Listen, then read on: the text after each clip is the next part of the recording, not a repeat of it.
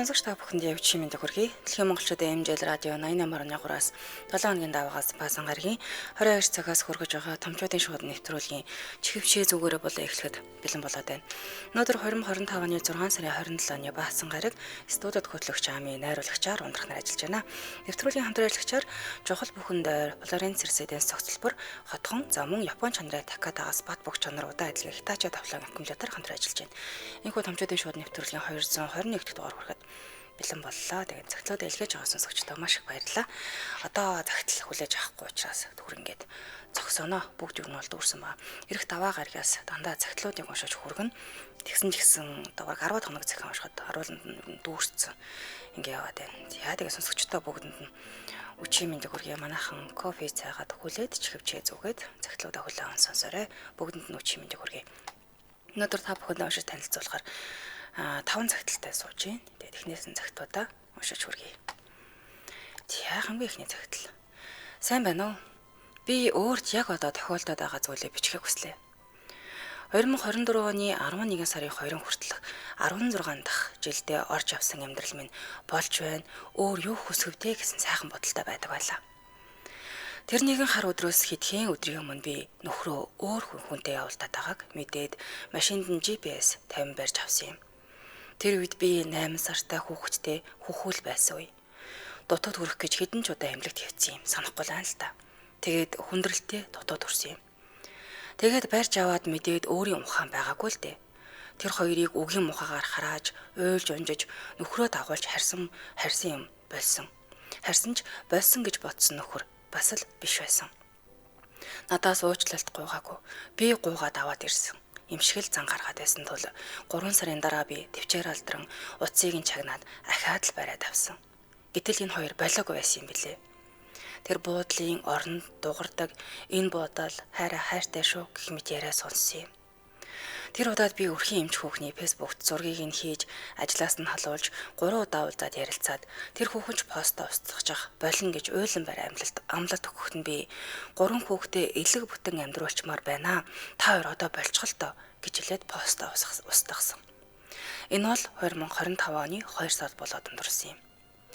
Тэрнээс хойш нөхөр гих хүн бүрэл ажлын цаг нь уртсаж Солонгос руу виз мэдүүлэхтэй хүртэл надад хэлээгүй. Сүүлд нь би өөрөө мэдэж авсан л та. Би үнэхээр цөхөрсөн. Хүүхдийн хажуугаар ажиллаа хийж, үнэхээр их хавантай жин нэмж төрсөн учраас фитнест явж 2 сараас 6 сар хүртэл 20 кг хаяж хуучнаасаа ч илүү турч чадсан. Энэ бүхэн мэдээч хэрэг нөхөртөө л таалагдах гэсэн миний чин сэтгэл байлаа. Харин энэ хугацаанд нөхөр мөн л өөрчлөгдөөгүй. Өдөр бүр орой 11 цагт эртдээ ирнэ. Өглөө 7 цагт ажилдаа явдаг. Төрийн албаа хаагч учраас ажил ихтэй шалтгаанаар болгоод байдаг байсан юм. Нөгөө л нэг сэтгэлгүй хүүтэн хүндээ хоорондоо баг юм ярих хаач байлаа. Сүүл рүүгээ бүр их хэрүүл гараад байгаа шалтгааныг нь өчигдөрхөн тэр нэг утасныхан дэлгэцийг янзлуулснараа би ахаад бүгдийг нь мэдэж авлаа. Тэр хоёр хүн ахаатал болоогүй байсныг бүр 6 сарын 15 гэхэд бүгдийг нь дуусгаад хайрт минь чам дээр очноо. Чамаагаа л хайрлна. Хүсэж байна гэсэн наад захын үгстэй халуухан мессежүүд. Чиний хийхээснээр өөрийнх нь амнаас салъя гэдэг үг хэлүүлэх гээд цаатгыг чин тарчлааж байгаа хайраа гэх үгс. 3 хүүхдээ орхиод хоёулаа хөөхөн хүүхдээ болно гэх мэтчлэн чатуудыг нь уншаад сэтгэл минь хиддэх удаахаас хичүүлчихвтэй. Одоо л энд зогс хангалттай гэсэн юм. Бүгдийг нь мэдсэн ч уучлаа, амьдралаа бүтэн авч үлдээ. Надад эдгэх хугацаа өгч. Би чам руу баг залгаж байна. Хаана байгааг чинь асуухаач байлээ. Чи намайг жаахан халамжлаад бодох сөхөөл өгөхгүй бол би эдгэнэ гэд байхад өөр хүнд би очноо гэд байгааг нь одоо л ойлгож байна. Уул нь би тиймч яадгаа алдсан муухай эмэгтэй биш шүү дээ. Ажилтай бол ажилтай, карьертай бол карьертай. Нөгөө л хүсэмжид гих тодтолтой галбиртай эмэгтэй гэж олон ч хүнээс сонсдог. Гэхдээ энэ хүнд энэ бүхэн хангалттай байсан юм байна. Учир нь би 3 төрсөн, 34-тэй. Харин тэр хүүхэн 30-тай. Төрж үзээгүй ганц би учраас би хангалттай байсан юм байна. одоо надад төвчгт инхэл үлдсэнгүй. Ингээд ганц би ээжийн амьдрал руу эргэлт буцалтгүйгээр орохоор шийдсэн юм да. Ахав дээ, болгоно чадна гэсэн итгэл энд бат байгаа. 3 хүүхдээ ялангуяа нэг ой гарантай өрийгөө хараад өрөвдөх юм. Тэгсэн ч одоо л явуулъя гэж бодсон. Энд яригдаагүй над руу яаж орилж чамааг алнаа гэж залгасан. Бараг л чиний хох гэд өдөө чишимжгүй хэрэлцэн түүхүүд зөндөө олон бий. Сэтгэлгүй хүнээс сэтгэл гуйж амьдрах шиг там байдаггүй байна шүү. Бас нууц амраг байхдаа л гоё шүү. Нэг тогоонд ороод л адилхан ихнэр болдог доо гэдгийг хэлмээр байна. Нилээд урт олчихлоо. Зөндөө их хасаж бидсэн юм байла. Баярлалаа. Бас би хаана алдчихва. Химээгээд нэрээ ноцсныг сонсогчоос явуулсан байна. Ай. Ямар амьдрал гэхээр юм байдгийм бэ. Тэгээд тэр бичиж байгаа мессежүүд энэ төр нь ямар муухай юм бэ те. Хүнийг тэр тарих угаалт гэдэг шиг. Гэхдээ би өөрөөр нь салъя гэж хэлүүлэх гээд теста төвчээргийн барж яана л гин. Яасан муухай юм бэ? 16 жилийн амьдралд хайран санагддгүй юм баг та. Аимшигтай юм. За. Бүгдэнд нь үчи мэндийг хүргье. Эмэгтэй хүмүүс яагаад ингэж доромжлуулаад л төвчээд яваад байд юм те. Өгшин залуугүй л уучлаад явах юм. Дараа нь дахиад л алдна. Тэрний ард өөрсдийгөө төмөр хүн болгож нөгөөлийн хүчрхэг эмэгтэй болчих юм да гэсэн байна. Энэ захиан дээр маш тодорхой бичиж л те. 3 хүүхэдтэй хүмүүс ч одоо 3 хүүхдээ элэг бутаа авч үлдчих гээд 2 удаа уучлалаа. 3 дахь удаа бол бүр арай л хитэрсэн л юм болсон юм байна да тэгээд. Гэр бүлийн араар тавилт гэдгийг үнэхээр утга алдсан явж байгаа гэдэг. Энэ нэвтрүүлгийг явуулж ихээснээс хойш бүр янз бүрийн түүх сонслоо. Одоо яг юм асуудлуудаа бичсэн бараг надад 50-60-аад асуудлуудаа бичсэн цагтлууд байна. Харамсалтай нь тэд нар бүгд уншигдахгүй. Гэтэл тэрний бараг 80% нь энэ яг араар тавилтын талаар бичсэн. Тэгээд бүгд л араар тавилт зүгээр юм өөр хэлбэрээр араар тавилтын талаар утга нь адилхан. Тим захианууд зөндөө ирсэн байна. Аимшигтай юм аа. Хүний сэтгэл, цаг хугацаа юу нь тэгэж ямар ч үн цэнэгүй болцсон юм уу? Нэгнийхээ чин сэтгэлээсээ хайрлан гэдэг юм байхгүй болцсон юм уу? Нэгүл нь хайр гэдэг юм чинь юм худлаа болцсон юм уу? Хямдханж болцсон юм уу те? За тэгээд та хоёр муудалцлаа хэрэлдлээ саллаа сарнилаа гэж бодоход дундаас ч гарцсан байгаа тэр үр хүүхдүүдийн амьдрал хайр юм биш юм болов? Амар юм аа. За хамтраалагчаа танилцуулаад хургушлуулъя. Нэвтрүүлгийн хамтраалагчаар чухал бүхэндээр Florence Circe-ийн зохицол буруутхан. Та 50 сая урьдчилгаагаар байртаа олмоор байна уу? Тэгвэл Florence Circe-ийн сотхны зүгээс танд хааж байхгүй цоошин төлбөрийн нөхцөлийг санал болгож байгаа юм байна. Тэгэхээр 6-7 сард байртаа болох амархан болжээ. 5 сар бол одоо дууссан байгаа. За нэг удаа урьдчилгаа төлөөд гэрээгээ байгуулна. 6 сард 60 сая төгрөг, 7 сард 70 сая төгрөг төлөөд Florence Circe-ийн төслийн блокийн байрнаас захиалах боломжтой. Харин үлдэгдэл төлбөрөө та өөр тохирсон төлбөрийн хөслөөр төлөх юм байна. Төслийн хувьд 2022 оны 1-р улиралд барилгын суурь тавиад ажиллаа эхлүүлсэн. 2025 оны 4-р улиралд багтаа 5 блокоо бүрэн ашиглалтанд оруулахаар ажиллаж байгаа охин. Хотын төвд ажилтай, хотын төвд амьдрах хүсэлтэй, зам хүүхдээ сургууль цэцэрлэг хүргэх гэж зам дээр төвчрөөд байгаа бол орой ажиллаа дараад машина хаанд тавихаа мэдэхгүй юм асуудал үүсээд зам хүүхдийн тоглоомын талбай аюулгүй орчин тутмаг газар амьдраад 1-2 блоктой хуучин дид ботс муутай орон сууцнд амьдраад байгаа бол энэ чухал бүхэндээр Florence Circe-ийн зохицол буруутхан санал болгож байгаа юм байна. Тэгэхээр Сүхбаатар дүүргийн 11-р хороо бидний мэддгээр сөүл эмнэлгийн зүүн талд байрлалтай 5 блок 600 айлын стандарт зэрэглэлийн төсөл байгаа. За тэгээд давуу талаас нь дурдвал тийм ээ айл өрхийн гишүүн бүрийн нийгэм соёлын эрхцэн шаардлага нийцсэн усын цэцэрлэг сургууль сүлжээ дэлгүүр төрийн болон хувийн байгууллага бүх төрлийн үйлчлэгээний төвийн дэргэд байрлсан. Тэгэхээр таны алтан цагийг хэмнэхнээ давхартаа 5 айлтай юм билэ. Оновчтой өрөөний зохион байгуулалттай 2 төрлийн хүүхдийн тоглоомын талбай байна. Ээжүүдийн амрах хэсэг байна. 8 балын газар хөдлөлтөнд төсвөртэй 150 автомашины зогсоолтой бүх айл нар үзэх цонхтой. За тэгээд хотхны ашиглалтын гүйцэтгэгч компани өөрөө хариуцах учраас төслийн үн цэн алдагдах эрсдэлгүй зэрэг олон давуу талуудтай юм байна. Утасны дугаар нь 75-22 22 75-22 22 гэсэн дугаар байна. За тэгээд Сүхбаатар дүүргийн 11-р хороо бидний мэддгээр сөүл эмнэлгийн зүүн талд нь байрлаж байгаа хнэ. Сошиал агент Florence Circe-ийн цэг имэйл гэдэг харахаараа тэрхэн. Баярлалаа хамтран ажилласан чухал бүхэндээр Florence Circe-ийн зохицол буруутгах байлаа. Зя хамтаага сонсогчдоо баярлалаа. Өргөжлөлн дараагийнхын цагтлыг үргэе. За дараагийн цагтл маань За шууд ирлээ нэвтрүүлгийг явуулснаас хойш хоёр төрлийн бас байгууллагатай хамтарч ажилласандаа бас их таатай байгаа. Тэгээд нэг нь Монголын нийгэмлэг, нөгөөх нь хөөрхөн зүрх төрийн бас байгууллагатай хамтран ажиллалаа. Тэгээд өнөөдөр Монголын нийгэмлэгийн одоо загтлыг уншиж үргэлж энэ баг хамгийн сүүлийн загтал байсан баг шүү. Сайн байна уу Ами? Би гийн нэгэн гишүүн байна.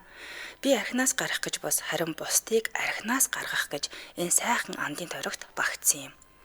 Миний түүх бусдад сонирн биш байж болох ч гэсэн өөрийн загтлаа хүргмээр санагдаад үнийг бичлээ.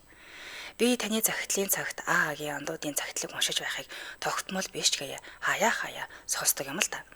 Тэгээд энэ сайхан андын тойрогт хэрхэн багтаж өөрийгөө хэрхэн танин мэдэх гэж хичээж яваад түүгээ хуваалцахыг зорьсон юм.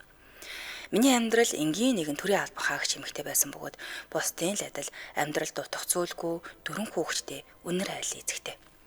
Сүүлийн үед нөхөр жаахан уух гэд байдаг болсон ба уух үед нь би бүтэн нойртой хонож чаддаггүй айдас төвшөртэй байхаас гадна нөхрийн хардталт нь намайг өөр хин нэгэнтэй болчихмоор санагдах хүртэл ганцаард болдог байлаа л да.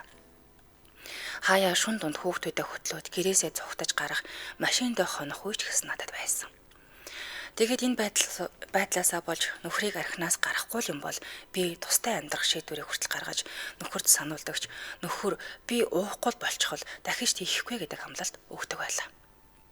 Би ч дөрвөн хүүхдтэй эцэгтэй хамт байлгахын тулд нөхрөө уучилж алдаатай нэвлэрж хамтдаа амьдардаг байсан юм. Гэхдээ сэтгэл гэдэг зүйл баргал байхгүй болж тэр хүнийг харахаараа л уур хурж гомдолд хүрч эхэлсэн. Тэгээд 2023 оны 3 сарын 20-ны өдөр нөхөртөөгөө хамтдаа анх удаа зорж очив юм. Энэ сайхан өдөр миний амьдралдаа гаргасан хамгийн том, хамгийн сайхан шийдвэр байсан юм. Би андуудын дундаас өөрийгөө бас арх хэргэлдэг дунтаагүй архичин гэдгийг ухаарч авсан л та. Харин миний амьдралдаа сайхан амьдарч байна гэж андуурлаа ухаарч өөрийгөө болон үр хүүхдийнхээ ирээдүг өөрөө бүтээх хайгуулаа хэлсэн гэхүү дээ. Би хизээч хандаагүй бол өөрийгөө хинч биш бусдын хүслээр амьдарч өөрийгөө жаргалтай эмэгтэй гэж андуурч насан туршдаа тэр хүний хайртай болохоор нь харж чадаг хаяа гар хүрдэг энэ нь энгийн зүйл гэж бодсоор насан туршдаа гомдолж бусдыг буруутгаж амьдрах байсан юм байлээ. Харин одоо хандгаас өмнө надад аймаар мэд санагддаг байсан зүйлсээ хийж бас хайр нь харталт биш харин зөвхөн өөрийнхөө нь байлгах орон зайг өгөх юм байна гэдгийг ухаарсан. Би хандснаар ухаарсан зүйлсээ хуваалцгаа шийдлээ л дээ. Нэгт ээж хүн үр хүүхдийн төлөө юу ч хийж чаддаг гэдгийг мэдэрсэн. Би одоогоор дөрвөн хүүхдтэйгээ тустай амьдарч хүүхдүүдтэйгээ дуртай бүхнээ хийж бас өөрийн суурин ажилласаа гарч өөр газар нүүн суурьсан. Энэ бүхэн анхандаа хэцүү мэд санагдаж байсан ч одоо аль хэдийн бараг 1 жил өнгөрсөн байна. Би амар амгалан амьдрал үнэхээр сайхан гэдгийг ухаарсан да. Хоёрт нь би хаяа нэг хамт олонтойгоо архийг шахуулан байж амсдаг. Би уудаггүй гэж боддог байлаа. Гэтэл би гэдэг хүн хаяа сэтгэл гундуухан үедээ найз нартайгаа уудаг байлаа л да. Мөн арх уучгаад би дандаа уух штэ яад хин гэж хамгийн үнэтэйг нь авч гайхуулж бас уйлж өөрийн амьдралаа хүнд ч хамаагүй хүнд ярьж тэнэг үйлдэл гаргаж уудаг байсан юм лээ. Миний амьдрал миний сонголт хүнд ч хамаагүй мөн би өөрийгөө л өөрчлөх боломжтой. Харин бусдыг би уйлж гуйгаад ч өөрчилж чадахгүй гэдгийг ухаарч авсан да. Харин нөхрөөсөө холдож өөрийн амьдралаа шинээр эхлүүлсэн. Гуравт нь арх гэдэг зүйлийг хэрэглэхгүйгээр би 2 жил гарan болж байгаа. Бас намайг хүмүүс арх удаггүй учраас арай хүндийг хүлээж авдаг ч гэлээ. Тэр хүмүүс арх гэдгийг хэрэггүй гэдгийг нэг л өдөр ойлгох байхаа гэж боддог л доо. Архгүйгээр амьдрахын хамгийн сайхныг мэдрэх сайхан. Мөн би эмэгтэй хүн энэ л миний амьдрал гэж битгий бууж өгч бас арх тамхинд дургуйч гэсэн битгий эвлэрч амьдраасаа гэж боддог болсон. Би гэдэг хүн хандаагүй бол ажил амьдрал дээр тулгаж байгаа бэрхшээл бүрийг буруу дандаа гаднаас хайж бусдыг буруутгах амьдрах байсан юм байна. Энэ сайхан нөхөрлийн тойрогт багтаж өөрийгөө эргүүлэн харах зөвлөгөөний дагуу өөрийн өнгөрсөнд харамсахгүй, бусдад гомдохгүй, ямар нэг бэрхшээл тулгархад бурууг бусдаас биш өөрөөсөө хайхаарах ухаан суралцаж л явна. Өөрийгөө хинбэ гэдгийг мэдрэх, бас юу ч чаддгаа мэдрэх аялал маань үргэлжлээд л явж байна да. Миний захидлыг хүлээн авч байгаад тань үнэхээр их баярлалаа. Манай заавал архичин босоо хүн биш, архины хамаарлаас болоод гимтэж өөрийгөө хинбэ гэдгээ мэдэхгүй мухарталд орсон хэн бүхэнд итгэлийн гараа сунган тасаж авч хайр халамжаар дүүрэн андууд халуун тэрвэрлэлээр өгчдөг юм шүү гэдэг хэлмээр байна. Би ч бас тийм л нэгэн хандаж байлаа. Одоо миний хүсэл бол надтай адилхан амьдралаар амьдарч байгаа олон эмэгтэй туслах юмсан гэж хүсдэг дээ. Хэрвээ хүсвэл Амьд хандад миний утасны дугаарыг авч залгаарай. би танд туслахад хизээд бэлэн байх болно. Эмжил радиогийн сонсогч нартай болон хөтлөгч Амида маш их баярлалаа. Та бүхний хүндэтгэн мэхий осолсон АА-гийн анд Б-гээс гисэн байна. Мундаг хамт олон шүү. Тэгээд энэ нэвтрүүлгийг явуулснаас хойш маш олон хүмүүс нэг имлэгийн тухаарыг надаас авлаа. Тэгээд олон хүнд хүрч чадчих байгаа гэдэг нь сайхан байна. Өнөөдөр томчуудын шуудан анх удаа сонсож байгаа сонсогч орж ирлээ гинэ. Ясаа хөөрхий юм бэ? Тавтай морил гэж мундаг байгуулга байна уу? Хамаатныхаа тал гарсан хөвшинг хандаа гэж хүүхдүүд нь хэлж үлээ. Олон удаа архины эмчилгээ хэлгэж кодлуулсан ч сэтгцээр нь наацсандаа л гэсэн байна. Тэгээд хүн тэгээ сэтгэлийн амтнд тэгэхээр сэтгэлээр л арай өөрчлөлт хийх хэрэгтэй юм шиг байна. Би X нөхрөө 2 удаа уучлсан. 3 дахь удаа над руу асааж ханлуу толгойг минь савтал зогхоход цэг тавих шийдвэр гаргаж ядаж аяыг нь харж байгаад Монгол дагуулж яваад гэрлэлтэд батлуулчихвал бичиг баримтын асуудалгүй болж намайг дарамтлаж чадахгүй гэж бодоод хийсэн алхам. Одоо ч харамсдаггүй гин гэрлэлтэд салгах байсан баха та тийм ээ. Уулын хүнийг хайрлуулах мэдрэмж өстой гоё штэ. Хормон дон гэж актер зүйл байх юм да гин. Харин тийм актер юм байх. Зя дэмжээлагчаа танилцуулаад үргэлжлүүлээ. Нэвтрүүлгийн дэмжээлагчаар Mobicom-ын дараа төлбөр шинэ багцууд бүтээн болсон байна. Илүү хурдан, илүү зугаатай яриа, дата, видео стриминг гэд хэрэглээ та нэг дор багтаасан дараа төлбөр шинэ багцуудыг Mobicom санал болгож байгаа хнэ. Хамгийн урд нь 5G сүлжээнд ашиглах илүү их дата, контент, премиум багцыг багтаасан дараа төлбөрт багцуудаас амьдралын хэм маягтай нийцүүлэн сонгоод илүү хурдан дата ашиглаж дуртай нэвтрүүлэг киногоо вүүгээс нэмэлт төлбөргүй үзээрэй.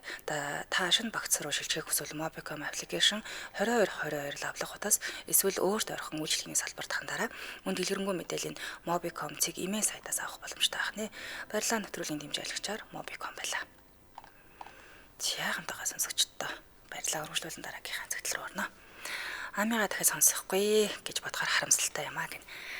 За томчуудын шууданг ерөнхийдөө бол нэг актер гэж зогсоохгүй цагтлуудаа уншаад явна. Арай өөрөө хувийнхаа хаяг харж болох нь явуулаад ахыг л бодно доо. Хүний нутагт хэцүү штэ. Гэр бүлийн асуудал ах トゥ нартай дараа болохгүй гэдэл шүдээ зугаад амьдарч ирсэндээ үнэхээр хэцүү. Гэхдээ би бүх зовлог даваад гарсан. Одоо сонсоод бас л уйлж байна шүү гэн. Хэцүү тийм ээ. Даваа гарсан ч гэсэндээ нэг юм үлдээчээд байдаг. За ингээд дараагийн нэлийн урт цагтл хэллээ. Тийшээ оръё. Нэрийг маань нууцлаад өгөөрэй. Мэйл хаягнаас очиж байгаа болохоор бүгд та нарт нэр овг нь харагдсан бол бүгдийг нь нууцлаад өгөөрэй. Ийм амьдралыг би 16 жил төвчнө гэдэг хэцүү байгаа учраас миний ханилсан хүн шиг асуудал гараад эхэлбэл цааш амьдрах хүсэлгүй болтгийм байна гэдгийг би одоо санаж бодсондоо харамсаа сууж байна. Ийм амьдрал хань жил өөр хүнд дахиад битгий таараасай. Сайн байна уу? Эмжил радиод энэ цагт л очих өдрийн мэндийг хүргэе. Би 2007 онд нөхөртөөгөө гэр бүл болсон юм. Хүү маань 2008 онд төрж байлаа л да. Одоо 17 настай. Эхний 2 жил бол бид хоёр сайхан гэр бүл шиг л байсан. Манайх гэдэг айл хот руу шилжиж ажиллах болоод шилжиж авлаа л да. Хотод очиод ажилд орлоо. Хүү маань 2 настай. Хотын хараад биш болохоор хүүгээ явуулчих цэцэрлэг олдохгүй гэртээ хараад л суудаг байлаа. Ажилдаа явна. Нөхөр ажилдаа бол 2-3 цагаар гэртээ ганцаараа нь орхиод л гардаг. Сүүлдээ нөхөр ажилласаа гараад хүүгээ жил шахам гэртээ харж суугаас юм. Би харин ажилдаа яваад л түрээсийн байранд амьдарч эхэлсэн юм. Ажилласаа гэртээ ирлээ. Нөхөр өдөржин хүүхдээ хараад гэртээ байсан хүн орой зөрөөд найз нөхөдтэйгээ уулзна, бильярд тоглоно, ингэн тэгнэ гээд л гараад явцдаг боллоо. Би ч нэг юм хэлэхгүй гаргаад л явуулна. Тэгтэл хаяа гарах үедээ ууж идээд л ирнэ. Уус хүн бухимдсан сэтгэлээ гаргадаг болж эхэлсэн. Тэрийг нь би эхлээд сонсож өнгөрөөдөг байлаа. Сүүлдээ сонсох тусам их л хэцүү болж эхэлсэн. Өдөр хоног өнгөрсөөр нөхөр маань бүр ааш зан нь учир нь олдохой болж эхэлсэн. Багшийн ажил дуусахгүй гэдгийг энэ ташрамд бас давхар хэлмээр байна. Би ажил орой тийш тарах үйл өчнөө байсан. Манай хамт олон жороо өдөш гарах юм байхгүй. Хаяадаа л хамт олонны нэгдсэн үйл ажиллагаанд ажиллагаал байвал тэгж байна. За ингээд хэрэнд нь оролцоход очих нь байна гэж ярьдаг байлаа л да. Хотод анх очиж ажиллаж байсан болохоор эхлээд би хамт олондогоо нийлж гарч орох юм байдаггүй. Хүний амьдрал болсон хойно өдөржин гэртээ хүүтэйгээ байсан. Гаралгүй яхав дээ гэдэл нөхрөө явуулчихна. Ажлаа хийлээ. Мэдээж сургууль, цэцэрлэгийн ажил, цаг наргүй. Өглөө гараад л орой орж ирнэ. Гэтэл бодолгүй хаяа да хардах боллоо. Гүчээ наад орой болтол үхснээ хийгээд байдаг юм бэ гэдэл. Би гихтээ хүүхэд жаахан 2 настай хүүхүүлээсэн болохоор оройтлоо гэхтээ 8-9 гэдэл ажилласаа яаж ийж байгаад л ирдэг байсан юм. Ингээд нөхөр гэртээ ижил шахан байлаа. Удалгүй хүүгөө хөдөө хадминдаа аваажж өгөөд нөхөр буцаж иж ажил хийж эхэлсэн. Ганц хүн ажил хийгээд нэмэргүйгээд надад л нэмэр болох санаа л та. Тэрж тэхэс ингэс хийгээд л дуслаа. Ингээд намар эргээд ажилдаа орох болсон юм. Тэгсэн нөхөр наад ажилдаа бити яваа гар гэдэл гарлаа. Гэтэл түрээсийн байранд амьдарч байгаа. Түрээс мөнгө төгрөг их зардал дийлдэхгүй гэдэл. Тэгэхээр нөхрийг хийснээр гарлаа л да. Гараад юу их вэ гэж бодож байгаад сумандаа ирж амьдралаа. Би гэртээ суманд нөхөр аймаг сум хооронд хүн тээвэр түүхийд авдаг боллоо. Гэхдээ нөгөө нэг амьдралын дээрцсэн юм байхгүй. Өрөнд нэмээд л ороод байх шиг 1 жил арай гэж өнгөрлөө. Буцаад ажиллаж байсан газраас ажлын санал ирлээ л дээ. Тэгэхээр нь би зүгээр ахаар дассан газраа ажиллах юм гээд зөрөөд яваад өгсөн. Нөхөр урд хил дээр ажиллаад л 2 талаас цалинтаа яваад л байна. Сүүлдээ байрны энтер түрээсээ дийлдэхгүй болоход л авлаа. Гэтэл хол газар хэдэн сараар ажиллаж байхдаа нэг л өөр өдрөөс өдөрт хардах нь их болж миний ажлын цагийг тоочх нь их болж тоолох нь их болж эхэллээ. Хардас ирдээд л 9 бусын юм яриад л тэрнээс хойш 2019 хүртэл би тэр газар ажиллаж байгаад удирдлага солигдоод нөхрийн ааш зан дарамт нь бүр ихсээд аймгийн төрлөө шилжих болоод ажилласаа гарч гисэн. Их ядал. Ажлаасаа гарах шалтгаан аймагт очиод надад таньж мэдэх хүмүүс зөндөөл байсан юм. Шилжиж нөөй ажилласаа гар гэд давхар удирдлага солигдоод бас нэг л биш болоод тэгээд л гарлаа. Ингээд хүсснээр нь аймагт ирлээ. 2 жил ажил олдсонгүй. Гэртээ л байгаад байлаа. Нөхөр урд ажиллаад ажил олж хий гэсэн ч би мөнгө олоод байна. Чи өрөөсөө ажил хийх шаардлага алга гэдэл байна. Би ганц нэг ажил хөөцөлдөж явсан боловч харь ирсэнгүй. Анкет энтер бүглэж явуулаад байхад би чинь 40 хүрч гисэн болохоор нас бол ажил хөөцөлгөд асар их шаардлагач гэх юм уу ийм юм болдог гэдгийг сүүлд мэдэж авсан л та. 40 хүрч гисэн гэхээр настай байна гэд ажилд авдаггүй юм байлээ. Би гэдэг хүн чинь 27 настай гэр бүл болсон. Гэрсний дараа жил хүмүүс төрсөн гэж хэлсэн дээ. Тэгтэл аймаг руу шилжиж ирсэн жил би аль хэдийнэ 40 хүрч гисэн байсан. Тим хүнийг албан газрууд үнэндээ ялгаж үздэг юм лээ. Гэтэл би чинь өөрийн гэсэн мэдлэгтэй, чадвартай ажлыг бол хийчих нэ л гэж бодож ирсэн. Гэтэл надад ажил өрөөсөө олдоогүй. Тэр хооронд нэг ажил хийсэн. Гэтэл бас л болж өгөөгүй. Удалгүй нөхөр урд ажилласаа ирлээ. Найз нөхдөө гэртээ дуудаж ууж идээд арай хийж ажиллаа дуусгаад амрах гэхээр шүнжин 9 бусын юм ярьж унтуулахгүй. Зарим өдөр нь хүү бид хоёр ямар ч нойргүй ажил хичээлтэй л арай гэж явдаг байлаа. Эцэстээ бийж бүр ядарч зөвхөрч эхэлсэн. Архаа бараад өөдөөс нь сүргэлдэж хэрэлддэг ч боллоо. Тэгээ би ч уул нэг тайван дүлгэн хүн шүү дээ. Энэ хүртэл твцсэн. Хүний твчээр барагддаг гэж үний юм байна лээ. Одоо бол бүр өөр болсон. Энэ мэд үлгэн салгын явсараа байгаад хүү маань оюутан боллоо. Би тэр ажлаасаа гараад одоо улсын цэцэрлэгт ажилтдаг юм. Гэтэл ажил ихтэй завгүй байхад залгачаад зүссэн зүйлээр доромжлно.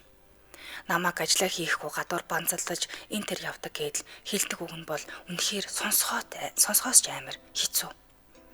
Бүр өдөр болгон залгана, өглөө залгана, өдөр залгана, орой залгана. За тэгээд ажил дээрээ байна уу үгүй юу гэж залгаж шалгана. Өдөр цайны цаг боллоо. Үнэндээ надад гарах завч байдаггүй. Манайх шинэ байгуулагдсан газар л та. Цайнд айж явах газар олддгүй, бичих цаас гэд маш их шаардна. Цэвэрлэгчээс хүртэл баахан бичих цаас нэхнэ. Энэ тийм байна, ийм байна гэдэл хэдэн үг хэлэхээр дарга цэргүүд нь ёс зүй гэд олон юм хэлүүлэхгүй. Ихэм яриад байвал хариуцлагын талон цоолно, ёс зүйгүй байлаа гэхээр ажилчид юм хэлэгч ирэхгүй. Маш их мөнгө хурааж татаж авна. 9 бусын тимчим энэ нийт огчлд шинэ газар одоохондоо ингэж л байдаг шүү дээ гэдэл. Тэрийг хэлэхдээ их бэлт уучлаа. Тэгээ бусад юмн дээр бол үг хэлэх хэрэггүй. Баахан л загнана. Би өчнөө жил ажилласан. Намайг баграхгүй үзэлцэхгүй гэд үзэлцэхүүг нь бас л доромжлно. Удирлага хүн ийм ёс зүйгүй байна гэхээр би их гайхдаг юм. Гэвч энэ удирлага эмэгтэй хүн гэдгийг бас хэлэх зүйтэй байх гэж бодлоо л доо.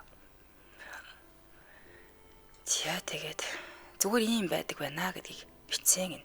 За тэр ч яах вэ? Би амьдралаа ярьж байсан хад урчглаа. Нөхөр гэдэг хүн цайны цаг болоод байхад чи хаашаа тэнэд явчих вэ гэдэл зүсэн зүйлээр хараагаад эхлэндэ. Орой ажлын цаг тэдгээд яг мэднэ. Ажилд харамгүй юу? Зогсоо заагүй залгаж эхлэндэ. Хамтраалагчаа танилцуулаад үргэлжлүүлье. Нэвтрүүлгийн хамтраалагчаар Япон чанарын Такатагаас бат бөх чанар удаа адилхан Hitachi тавлан аккумулятор. За Hitachi тавлан аккумулятор нь 110 жилийн түүхтэй Японы брэнд байгаа. 2024 оны 8 сард Японд үйлдвэрлэгдсэн цоошин бүтээгдэхүүн байгаа хнэ.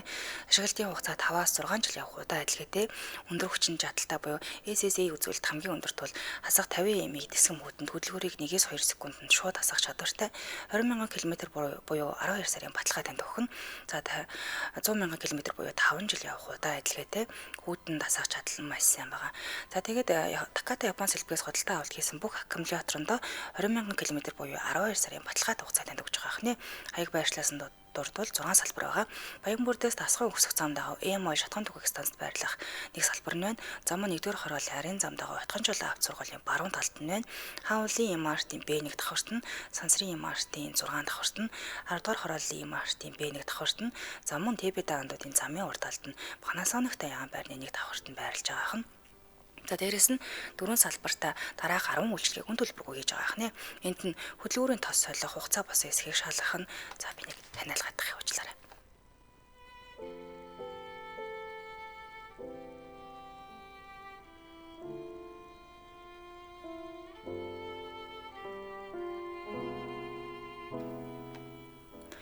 За дээрээс нь хүргэлтийн шингэний температур хэвийн байгаа эсхийг нь шалгаж өгөх нь за мөн агаар шүүгч болон салгаан шүүрний бохирдлын түвшинг шалгах нь аккумуляторын цэнийг дуусж байгааг шалгах нь сэвчээ мууцсан эсэх мөн тог айлтын асуудал байгаа эсхийг шалгах нь ропны тос солих шаардлагатай эсхийг нь үзэх нь шил арчигч эрзээ эдгэж мууцсан эсхийг тодорхойлох нь гэрэлтүүлгийн систем бүрэн ажиллаж байгаа эсхийг нь шалгах нь түвшний шүүр солих хугацаа бас эсхийг нь тодорхойлох нь за хамгийн сүүлд нь торомсны накладны илэгдэл хэмжээнд хүрсэн эсхийг үзэж шалгаж өгөх юм байна. За тэгээд холбогдох хүчийн дугаар нь 72 72 11 11 72 72 11 11 хүргэлттэй хотын альж бүсэд хүргэлттэй сервистэй байдаг. Сошиалайг нь Takata Japan Parts пэйж руу нөрөөд лайк фоллоу дараад илүү дэлгэрэнгүй мэдээлэл аваарай. Барилгын хамтран ажилласан Япон чанарын Takatагаас бат бөх чанар удаа адилхан Hitachi тавлан аккумулятор байлаа. Хамтдаа сонсогчдоо баярлалаа. Үргэлжлүүлэн цагтл руу оръё. Ингээд байнга залгадаг байсан. Тэгэхэд зав заатай болоод арай хийж гэртээ ирнэ. Бүүн харталт бүүн хэрүүл. Тэр нь бүр аимшигтай. Хэлж байгаа үг хэлдэг нь авах юм байхгүй. Би утсаа авахгүй л өөр юм хийж яваа гэж л ойлгоно. Аргаа бараад төрснүүддээ хэллээ. Төрснүүддээ бүгдийг нь хэллээ. Төрсөн дотор өөр юм яриад, над руу нэг өөр юм яриад тарамтлана. Чи бид хоёр хитэн настай байлээ. Одоо байлээ гэхэд бала гэд бүү юм болно. Энийг бичгээд хүртэл би үнэхээр ичээд байна. Би ажилтай, тэрч ажилтай. Завгүй л явж баймаар. Гэтэл үгүй. Ажилтай байсан над руу зурга, ажилтай байсан ч над руу залгаж заавар шалгана. Хүү оюутан болоод өнгөрсөн хавар хот руу сурахаар явсан юм. Гэтэл би гэдэг хүн тоож наалтаарч, хүн тоож наалтгаарч хүн биш. Иршүүд, хийгүү, тийм бүдүүн баг эмэгтэй л дээ. Гэр ажил гээл явж байдаг, царай зүс тийм сайхан биш. Найз нөхөдтэйгээ гарч орох ёстой асуудал надад 10 жилийн ангийн 2 сайхан найз байдаг юм. Нутагт ирээд зурж хэрэлдээд уулзлаа, бүүн хэрүүл хардалт. Одоо тэгээд хүн амьтантай уулзах хүсвэл ч үгүй болсон. Ярьж хөрөөд суух найз нөхөдч байхгүй. Бүр хэцүү. Одоо надад нэг хэцүү юм нь орой ажлаасаа ирлээ, уцаа салгахгүй, видео кол хийгээд салгахгүй намайг дагаад л явна. Тэгээд унтал ярина. Би ч тэгээд ярьж байгаад унтчихна. Хичнээн цаг салгалгүй байж л байна намайг хараад. Би бүр өөрөө шаналж энийг яах ёстой байлаа гэд арга замаа юусоо олохгүй байна. Ажлын газрынх нь найз нөхөд рүү уцаа авахгүй бол бүгд нь л үн залгана. Яаралтай ярих хэрэгтэй байна. Цаатхандаа хэлээд гэж гээдэл. Тэгэхээр гүтэ яацсан болоо гэж санаа зовоо залхахаар шаал өөр юм ярьж байнга дарамтлана. Энэ хардталтын дарамтлалтыг би хэдэн жил төвчлээ. Салъя гэд хэлэхээр явлаа гэд гарахаар гарахгүй. Гарна гэд дайрвал намайг ална хятна гэд одоо энд ингээд дуусгая гэж боож багалцуурдаж дайрч эхэлнэ. Ийм л ярах чандаа бас сэтгцийн өвчтэй хүнтэй амьдраад байдаг. Зодуулж нүдүүлэх бол энэ бүхэнд зүгээр л байдаг л нэг асуудал. Цагдаад хэлж үзлээ. Таньдаг мэддэг хүнээрээ яриад л буцаад л гараад ирнэ. Тэгээд нөгөө хүчрхийлэл нь дахиад л үргэлжилдэг. Цагдаад хэлж үзснээрээ би өөргөө эргээд дарамтанд хит орж үзсэн. Хэцүү юм байна лээ. Бараг намайг таньдаг цагдаатай хэллээ. Тэр гүлгийг чи ална гэж дарамталдаг болсон. Би согтуу байхад цагдаагийн дуудлага уцруу залгаж баривчлуулсан юм. Одоогоороо тэрийг ярьж тэр цагдаа чи хий юм бэ хэлээч гэж дарамталдаг. Миний түүхээр бол дуусахгүй л дээ. Маш их дарамт хүчрхийлэл тунд одооч байсаар байна. Төрснүүдээ хэллээ, төрсөнд нь хэллээ, цагдаад хэлж үлжлээ. Найз нөхөдөө хэлж маргалтаж ч үзлээ. Тэгээ тэр хэдийг минь элдвэр хэлээ доромжлоод л өнгөрнө. Одоо би энэ хүнийг 17 жил төвтөж амьдарсан. За нэг бодоод үзье гэсэн сэтгэл надад огт хаалга. Би хүүгээ ядаж наан цаана гэд ойлгох болтол нь харьяа гэж хүлээсэн юм. Хүү маань одоо 16 настай. Аавынхаа энэ занг мэдээд "Гүй ээж минь одоо салж үзье. Би таныг ойлгоно" гэж хэлдэг болсон. Би энэ хүнийг эхлээд амьдралаас хүүтгээд яах вэ? Нэг өөр ойлгох, ухаараа засрах, нэг л өдөр ойлгоод ухаараа засрах байлгүй гэж өдийг хүртэл төвчөж явлаа. Харин сүүлдээ за хүүгээ ядаж боддог болъё. Хүүгээ бодъё. Миний зовох ч яах вэ гэж төвчээр нэг өдөр хүний төвчээр барагддаг гэдэг үгийг бодоод одоо салхаас өөр арга зам алах та гэж бодсон. Сална гэсэн чинь байшин сав машин тэрэгнийхээ зээлийг яриад надаас мөнгө нэхэд л сууж байна. Хуйлаа л амьдралын шаардлага хэрэгцээ болоод байшингаа машины тавьж зээл авсан. Гэтэл би баахан зээл аваад би зайлах гээд байгаа юм бах уу. Тийм байдаггүй юмаа гэд над руу дайрсан. Амьдрал бүтэхгүй бол ийм хэцүү гэдгийг би одоо л ойлгож байна. Энэ захиаг бодон танад бичих гэж зорж бичлээ. Бичих юм гэвэл маш их байна. Энэ дунд тоймт төдийнх нь л юмаа биччихлээ. Гэвч тэрийгэ бичих гэж бараг түүх шиг л юм биччихсэн байна. Уучлаарай. Нэрийг маань мэдээж нууцлах баха. Хэтэрхий өрт нуршсан бол уучлаарай. 2025-ны 6 сарын 3 гэсэн байна. Цээн гөрвжлүүлэн богинохон цагтлаа үргээд өндөрлөө. Харамсахаас өмнө хажуудаа байгаа хүмүүсээ хайрлаж байгаарай. Манайх ам бүл өсвөлээ. Би айлын баг охин. Одоо гадаадад амьдардаг. Ирээд 9 жил болж байна л да. Энд ирээд л амьдралд гэр бүл ямар чухал гэдгийг маш сайн ойлгож байна. Энд ирээд амьдралд би өөрөө хараар байсан болохоор хүссэн үедээ Монгол руу явж чаддгүй байсан юм л да. Тэгээд гэр бүлтэйгээ уулзалгүй 9 жил болчихж. Хүний нутагт ухаан сууж байгаа юм.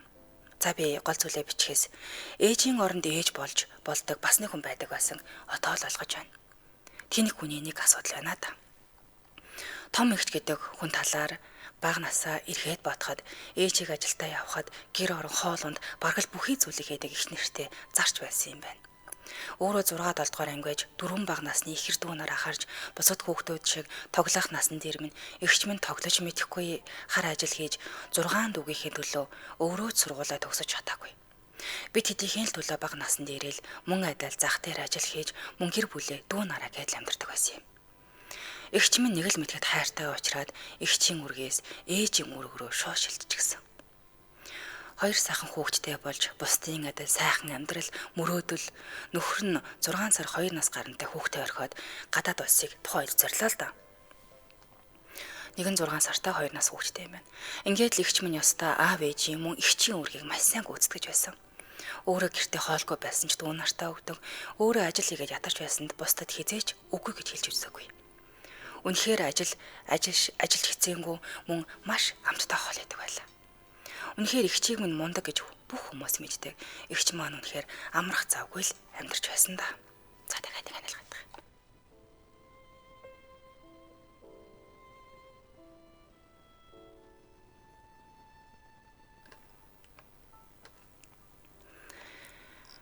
Зяг, найруулагч дуусах гэсэн тохио өглөө. 1 минут байхгүй юу? За